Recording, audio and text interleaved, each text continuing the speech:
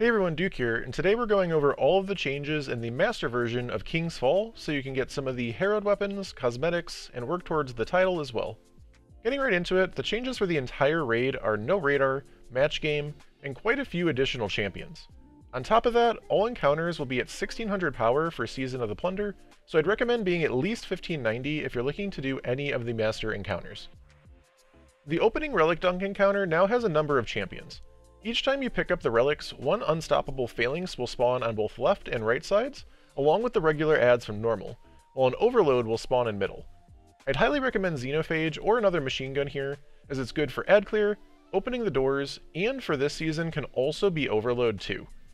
Any unstoppable weapon can work, with Pulse probably being a bit easier and safer than a shotgun, and also allows you to run Forbearance, which is always a super strong option. I would recommend a 3-3 strat on left and right just to help the runners stay safe and then move as a team to middle so that the runners can get their dunks in. Honestly, deaths and the champions aren't that important here, just make sure that the runner doesn't get booped and has the doors open, and you'll be able to get through this without too much hassle. One big tip for the entirety of this raid, and I'm going to be mentioning it many times, is to have at least one person, if not two people, on Aeons with the Sect of Insight that gives heavy on finisher. There's a ton of champions and a few other non-champion enemies that can be finished for heavy, and you're going to absolutely want as much heavy as you can get your hands on throughout. Totems has one large change. Every time the unstoppable champion that normally spawns every time you light up 3 symbols on the door spawns in middle, you will get an additional unstoppable on both left and right sides as well. Especially if doing the challenge where you're swapping sides constantly, this makes for a quite hectic fight and things can go sideways without strong communication as well as teamwork. I'd recommend as many Well of Radiances with Phoenix Protocol as you can possibly get your hands on, with Bubble with Saint 14, or Lorelei Titans, and Void Hunters. As mentioned before, Aeons will be very helpful here, so depending on your team makeup, you'll have to make the decision to potentially lose an exotic, but there is the option of hot swapping after popping supers to Aeons with something like Well or Tether especially. Whenever the unstoppable spawn, make sure that you wait to let them completely pop up, so to speak, before stunning them, otherwise the stun will sometimes not actually stop them, and they won't be stunnable for a while afterwards. Whenever you do stun them, you need to be ready to melt them, as letting them run around unchecked for more than a few seconds will almost assuredly lead to problems. Xenophage has always been by far the best option for this encounter in my opinion, and continues to shine here, especially with the 1-cost scavenger and holster mods, which will give you even more ammo from drops or Aeon finishes, as well as keep you at least semi-reloaded if you don't have the chance to actively reload due to the holster mod. Constant supers and orb generation is extremely helpful as well here to keep you and your teammates alive. I would not recommend waiting to pass the aura too much. The main thing is just keeping the rotations more than worrying about getting an additional 1 or 2 Death Singer's power, especially here on Master. Next we have Warpriest. There's a number of changes here, with multiple champion types, as well as what definitely feels like a harder damage check as well due to the lower damage output from being underleveled. For the Hive rounds, the knight that spawns out before starting the plates phase will be a barrier champion, so Arbalest is going to be great to deal with it, as well as all the solar shielded wizards, the void shielded Taken that come in later, as well as just a backup to your LFR of choice for DPS as well. Once the Taken rounds start, the enemy that comes in right before the plates phase on each team's plate will be an overload hobgoblin, so either starting with bow or having a bow swap for that part of the encounter will be extremely helpful.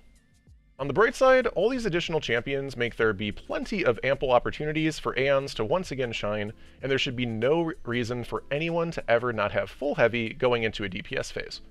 On the less bright side, you're probably going to need it. 4-phasing on Master is something I expect to be a very common occurrence. The plates and how DPS works all work exactly the same as normal, with really the only feeling I had being that the Brand Claimer Knights were a little bit tankier, so keep that in mind. Also, as we planned a 4-phase, we decided to immediately go up to the top left side for the 3rd DPS phase at the start of it. Usually on normal, we could just use right and middle and either 2-phase or get the kill on the 3rd phase, but unless you're really cooking, I expect most teams to need to use all of these pillars to complete the encounter. Golgoroth actually has quite limited changes, other than again doing less damage just due to our levels. The only noticeable change here was the 2 knights that come out of the left and right doors near the end of the ad clear phase were both barriers, again giving great value to both Arbalest and Aeons, and of course linear fusion rifles for DPS. Damage will take longer than you're probably used to, and taking an extra phase or two is to be expected. but if you're comfortable with the gaze passing mechanic and the unstable light mechanic on normal, there's nothing that should be too crazy different for you. I would recommend having the ability for an ad clear super or two, just because the ads can pile up during DPS, and honestly this is true even on normal. A tether on one of the last few rounds of DPS can be super helpful as both a debuff and way to hold down some of the ads.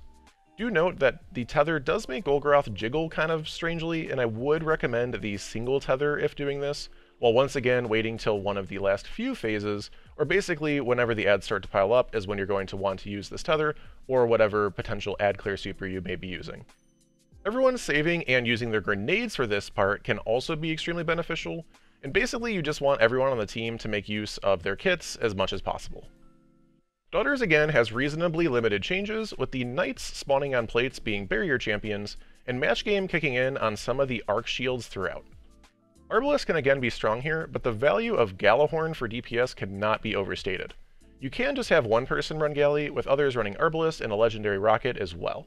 Just make sure to have some sort of barrier mod, whether that be Scout, Sniper, or Arbalest, on every person on the team.